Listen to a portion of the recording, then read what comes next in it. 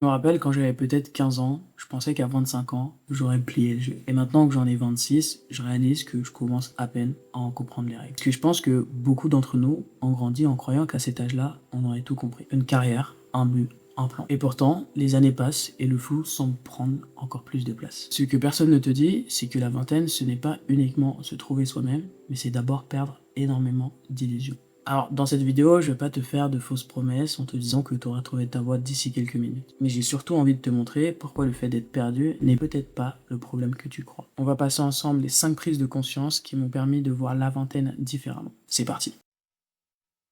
Fais ce que tu aimes et le reste suivra. Honnêtement, c'est le conseil le plus paralysant qu'on puisse donner à quelqu'un. Parce que derrière cette phrase, il y a un sous-entendu. La passion est un prérequis. Quelque chose que tu as ou que tu n'as pas. Et qu'est-ce que tu fais dans ce cas-là? J'ai suivi ce conseil. J'ai pris 2 choses que j'aimais, le football et la musique. Et j'ai poussé ces 2 trucs vraiment loin. Pour le football, je suis allé à plus de 5000 km de chez moi pour vivre ma passion. Pour la musique, j'ai enchaîné les concours, les concerts. Et j'ai fini par sortir un son sur les plateformes. Mais très vite, j'ai compris quelque chose. Et les gens qui te donnent le conseil de suivre ta passion ne te le disent pas. La passion, c'est instable. Aujourd'hui, tu es passionné par la musique, demain ce sera le web design et dans 6 mois, ce sera les voyages solo. Si tu bases toute ta trajectoire sur l'émotion du moment, eh ben, tu vas changer de véhicule dès que ça deviendra difficile. Il y a un chercheur, Cal Newport, qui a passé des années à étudier des gens qui étaient passionnés par leur travail. Et ce qu'il a trouvé, c'est que presque aucun d'entre eux n'a commencé avec une passion préexistante. Ils sont devenus passionnés en devenant bons, en creusant, persistants. Concrètement, ça veut dire quoi pour toi qui me regarde aujourd'hui? Ça veut dire que si tu attends de trouver ta passion pour commencer, ben tu risques d'attendre longtemps. La passion, c'est pas ce qui déclenche l'engagement, c'est ce qui arrive après. Cette confusion est amplifiée par un phénomène que nos parents n'ont jamais connu, où on est en permanence exposé à des milliers de vies différentes.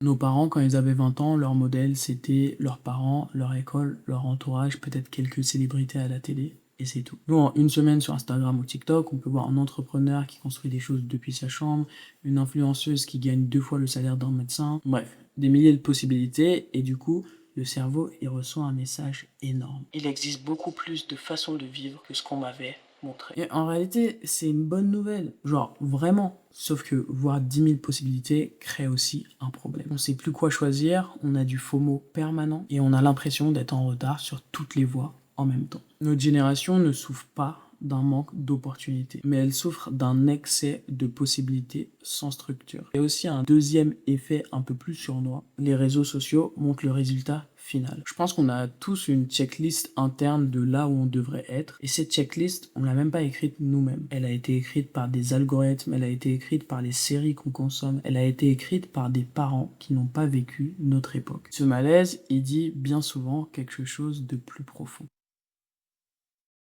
On pense que le fait d'être perdu, c'est un bug, c'est un retard, mais j'ai envie qu'on le regarde d'un autre prisme aujourd'hui. J'ai envie que tu comprennes que, en fait, ce flou, c'est une donnée. Un conflit entre ce qu'on t'a appris à vouloir, une carrière, une trajectoire claire, des cases à cocher, et ce que tu ressens profondément. Et ce moment, il est inconfortable parce qu'il détruit énormément d'illusions, en fait. Donc si t'es perdu aujourd'hui, c'est probablement la première fois que tu penses par toi-même, que tu te défais du schéma qu'on a imposé à toute une société, à toute une génération. Mais un même schéma imposé pour tous ne prend pas en compte ta singularité, tes désirs, ton besoin d'épanouissement et d'accomplissement. Le vrai danger, c'est pas d'être perdu. Le vrai danger, c'est d'avoir une trajectoire claire, mais aucun alignement derrière. Des gens qui savent exactement où ils vont, mais qui vivent en pilote automatique. Une vie qui n'est pas la leur. Et notre société, elle valorise énormément la certitude. Donc, quand tu dis « je sais pas encore », t'as l'impression d'être en retard. Alors qu'en réalité, une personne certaine à 20 ans a peut-être moins avancé qu'une personne lucide, mais encore en construction. Quand j'étais en Espagne, je ressentais ce décalage à l'intérieur de moi, mais mes journées étaient tellement remplies que j'avais à peine le temps d'y penser. Quand j'avais le temps d'y penser, ben, je remplissais. Hyperstimulation, scroll, malbouffe, tout ce que tu veux pour ne pas avoir à m'asseoir avec moi. Mais en fait, ce malaise essayait de me dire quelque chose depuis des mois, que j'avais évolué mais que mon environnement n'avait pas suivi. Alors pose-toi une question sincèrement, qu'est-ce que ce sentiment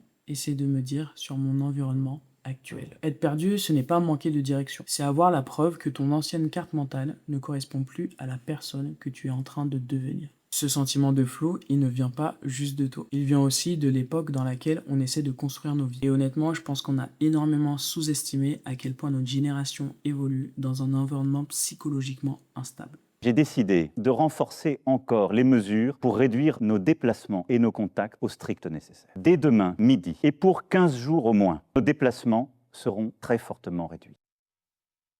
Ton problème n'est pas seulement personnel, il est structurel. Avant, le modèle, il était simple. Études, travail, CDI, maison, retraite. C'était peut-être pas parfait, tout le monde avançait dans la même direction, sur les mêmes rails. Aujourd'hui, les rails ont sauté. Psychologiquement, l'humain aime les structures stables. Sauf qu'on grandit dans un environnement où tout change vite. Les opportunités sont infinies, mais les repères sont faibles. Et les réseaux aggravent ça parce qu'ils compriment le temps artificiellement. Mais voilà l'erreur de calcul qu'on fait tous. On compare sa trajectoire à celle des gens autour de soi. Sauf que cet ami qui a un CDI et qui voyage depuis peut-être 2 ans, vous jouez pas au même jeu. C'est comme comparer un joueur d'échecs à un joueur de tennis. Les règles sont différentes, le terrain est différent, le joueur est différent. Te comparer à lui, c'est pas une mesure de réussite, c'est juste une erreur de calcul. Et ça donne quoi comme résultat? Un sentiment constant de retard. Soyons honnêtes 2 secondes, on n'est pas en retard. On est juste les premiers à devoir inventer notre propre boussole dans un monde sans rails. C'est plus difficile, mais c'est pas un échec, c'est le contexte. Donc si le monde est devenu plus rapide,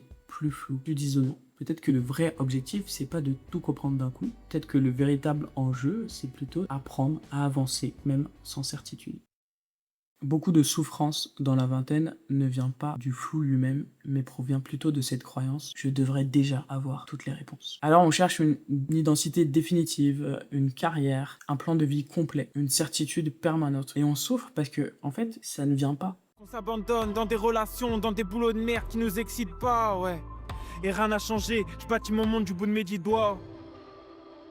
Est-ce normal qu'on... La réalité, c'est que certaines réponses n'apparaissent qu'uniquement quand on est en mouvement. Cultiver l'art de ne pas savoir, c'est pas devenir passif ou fataliste, c'est développer une relation plus mature face à l'incertitude. Accepter que tu peux avancer sans avoir toute la carte, et que ton identité va évoluer plusieurs fois, mais ce n'est pas un problème. Et il y a un piège que personne ne mentionne, c'est que certaines personnes choisissent un métier, une relation, une ville, une trajectoire, pas parce que ça les définit elles, mais plutôt parce que en fait ça réduit l'angoisse du flou. Et puis à 35, 40, 45 ans, elles réalisent que en fait elles ont vécu tout ce temps une vie qui les correspondait pas. Savoir tolérer une part d'inconnu dans la vingtaine, c'est presque stratégique finalement. Pas pour rester éternellement perdu, mais pour laisser émerger quelque chose de plus solide que la pression sociale. Parce que quand t'arrêtes de forcer une réponse immédiate, tu commences enfin à observer ce qui te donne réellement de l'énergie, ce que tu supportes mal, ce dans quoi tu progresses naturellement, les environnements qui te détruisent, les problèmes que tu as envie de résoudre. Je pense que la vingtaine, ça sert beaucoup à ça, à accumuler du feedback sur soi-même. Concrètement, au lieu de chercher ta voie, cherche juste ton prochain test. Un truc sur 30 jours, un seul projet, une compétence ou un environnement différent. Tu testes, t'observes, t'ajustes. Et il y a beaucoup de gens que tu admires aujourd'hui, mais qui n'étaient pas certains au départ. Ils ont juste continué assez longtemps dans une direction pour que quelque chose prenne forme. Aujourd'hui, t'as pas besoin d'avoir raison, t'as juste besoin d'avoir des résultats pour ajuster.